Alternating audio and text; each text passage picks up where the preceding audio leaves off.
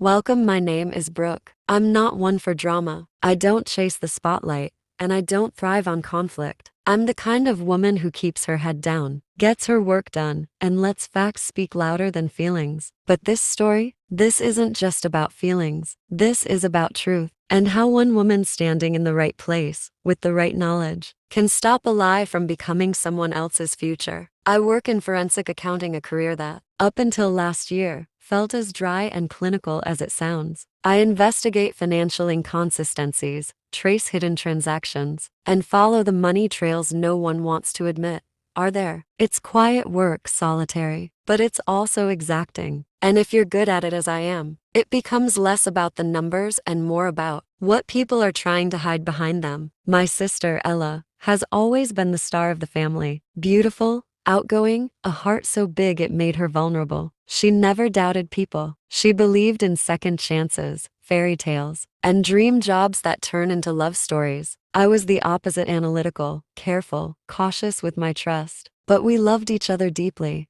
and I always watched out for her. When she called me one afternoon to tell me she was seeing someone, I smiled. She sounded genuinely happy. But when she said his name, Richard Halden, I felt a chill I couldn't explain. Not fear exactly, just something off. Richard wasn't just any man. He was her boss, the CEO of Halden Horizons, a global nonprofit organization that supposedly channeled millions into education, healthcare, and social reform around the world. He was also older, polished, the kind of man who didn't just enter rooms, he took them over. Everything about him screamed control. The way he talked, the way he dressed, even the way he looked at you, as if measuring your usefulness. Still, I said nothing. I trusted Ella to make her own choices. But when she brought him to our family's lake house for a weekend getaway, I started to notice things. Richard was polite on the surface, but I could see the cracks. He interrupted Ella constantly, corrected her in front of others, dismissed my career as nerdy but necessary. He spoke like he was always performing for an invisible board of directors or a hidden audience that only he could see. That's when I began to quietly question him. Nothing overt, just observations. Then, on the last night of that weekend, something happened. He left his laptop open. I was walking past the dining room table when I noticed it. A spreadsheet open and filled with financial data. The labels were familiar. Vendor payments, donor fund allocation, foreign transfer summaries. I shouldn't have looked. I know that, but something in me couldn't walk away. And what I saw made me pause. A $125,000 transfer to a scholarship program in Kenya, a program I knew had shut down 2 years ago. I'd written a report about it for a separate foundation. I didn't say anything then. I didn't confront him. I played the long game. Over the next month, while Ella and Richard planned their wedding, I started to quietly investigate Halden Horizons. I searched tax filings, donor reports, global grant registries. I called in a few favors. Nothing dramatic, just pulling threads. And then it unraveled. The nonprofit wasn't really a nonprofit. It was a shell for a much darker financial web. Richard had created a network of dummy vendors, forged grant reports, rerouted international aid funds into personal assets. He used offshore accounts in the Cayman Islands and Luxembourg, registered dummy firms in Ella's name, and even altered her email signature on approval letters. She had no idea. That's what broke my heart the most. So I made a decision. I compiled every file, every screenshot, every transaction. I built a case, the kind no court could ignore. I passed it to a contact at the Financial Crimes Division. They responded within days, and a full-scale investigation began quietly. No headlines, no interviews.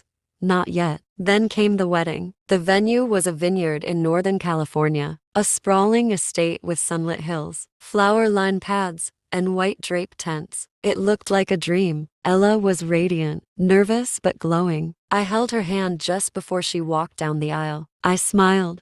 I told her she looked beautiful. I didn't have the heart to say what was coming. Richard, of course, was in full performance mode, charming everyone, from the guests to the vineyard staff, laughing like a man who believed the world owed him an audience. He didn't look at me once. I noticed 3 unfamiliar men standing near the periphery of the reception, plain suits, quiet, observant, not dancing, not smiling. Agents, I guessed. The ceremony passed without drama. The first dance, the cake cutting, All of it played out like a scene from a movie. And then it was time for the toasts. The best man spoke, then Ella, then Richard. He took the mic, wine glass in hand, and gave the kind of speech he loved, giving full of metaphors and inflated self-importance. To love, he said, and to purpose, to building something greater than ourselves, to living a life worthy of legacy. The crowd applauded, and I stood. I'd like to add something, I said, raising my own glass. The crowd quieted. Richard blinked. Brooke, this isn't really the time. Actually, I interrupted. It's the perfect time. I walked forward slowly, because legacy matters, truth matters, and I think your guests deserve to know that while you've been planning this wedding, federal investigators have been preparing an indictment. There were gasps. Someone stood. Richard's face went blank. For the past 2 years, I continued, Richard Halden has been stealing donor money, laundering it through shell companies, and building a private empire off the suffering of others. The documents have been submitted to the Financial Crimes Division. You forged signatures, used Ella's credentials, and moved millions meant for refugee programs into your own offshore accounts. Silence. Pure, deafening silence. Richard opened his mouth, but no words came. You used my sister, I added, voice steady. You used her name, her heart, her trust. But what you didn't count on was me. Ella had turned ghostly pale. Her bouquet had slipped from her fingers. Her body trembled. Lips parted in disbelief. Then I saw them, 2 agents moving forward, quietly flashing badges. Richard dropped the mic, and just like that, the man who had stood above everyone, who believed he was untouchable, was escorted out of his own wedding in silence. I walked over to Ella. She didn't speak. She just fell into me, sobbing. I held her tightly. I'm sorry, I whispered, but you're free now. Moral of the story: revenge is satisfying, but truth is transformational. It doesn't always arrive with fury. Sometimes it comes dressed in facts, delivered with steady hands and a quiet voice. And when it speaks, even the most powerful crumble.